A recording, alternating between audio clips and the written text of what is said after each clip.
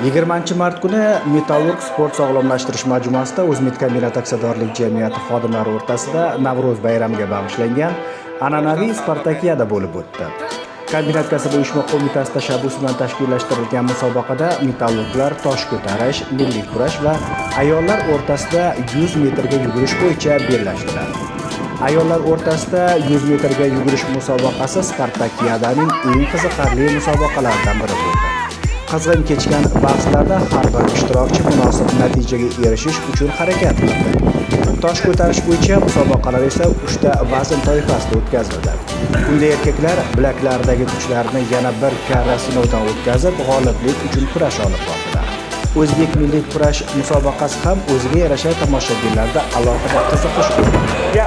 Bu musobaqada ham ishtirokchilar 3 ta vazn toifasida kurash olib bordilar. Aytish lozimki, har bir sport turi o'ziga yarasha qiziqarli va murosasiz bo'lib o'tdi.